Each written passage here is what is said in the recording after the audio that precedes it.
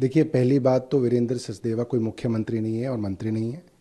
ये बात सरकार को बोलनी चाहिए और सरकार को बताना चाहिए कि प्रशासनिक क्या दिक्कत आ गई कि वो वादा जो दिल्ली के हिंदुओं से किया गया था। देखिए, इन्होंने ये नहीं कहा था कि ईद पे देंगे या क्रिसमस पे देंगे। इन्होंने बोला हिंदुओं के दो बड़े त्यौहार जो हैं हमारे, होली और दिवाली, उस पे ये मुफ्त सिलेंडर हर परिवार को देंगे।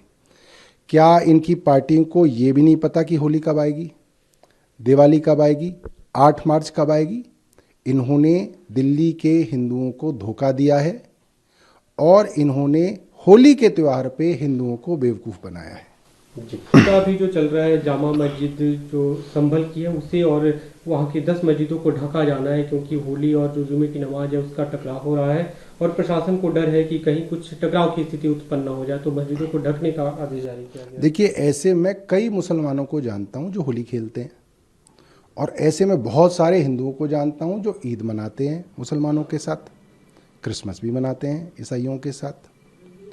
अब सरकार उन लोगों के लिए काम कर रही है जो हिंदू होके ईद से नफरत करते हैं या मुसलमान होके होली और दिवाली से नफरत करते हैं।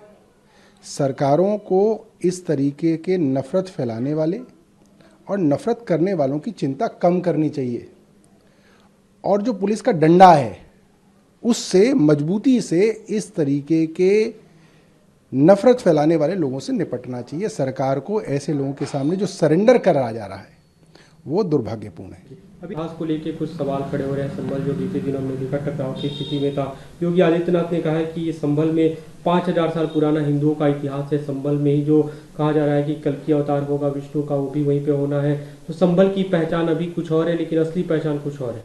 देखिए, योगी आदित्यनाथ को हिंदुस्तान का ही इतिहास नहीं पता। आप संभल की क्या बात कर रहे हैं, आप अयोध्या की क्या बात कर रहे हैं? पूरा भारत देश पहले हिंदुओं का देश था, तो भारत के कण कण में हिंदुओं का इतिहास है। आप सिर्फ संभल में ही क्यों हिंदुओं का इतिहास देख रहे हैं? भारत के कण कण में हिंदुओं का इतिहास है। तो उसके लिए आपके पास क्या नीति है? पूरा भारत आप खोदना चाहते हैं, तो आप बताइए करना क्या चाहते हैं, आप ये बताइए। अभी जो एक नया सत्र था पूरा, उसमें बयान जो दिखा न्यू एजुकेशन पॉलिसी को लेकर और डिलिमिटेशन एक्सरसाइज जो है तमिलनाडु में, उसे लेकर तमिलनाडु के मुख्यमंत्री स्टालिन, उनका बयान है। उन्होंने कहा न्यू एजुकेशन पॉलिसी एक सैफरन पॉलिसी है जो सिर्फ बीजेपी को फायदा पहुंचाने के लिए बनाई गई है।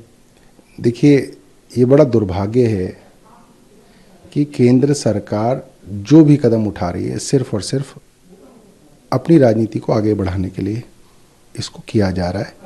इनके पास ऐसे कोई सब्जेक्ट मैटर एक्सपर्ट्स नहीं हैं जिनका कोई वर्ल्ड व्यू हो, जो चीज़ों को आज के मॉडर्न ज़माने में समझ सकें, और उसकी वजह से देश पीछे जा रहा है।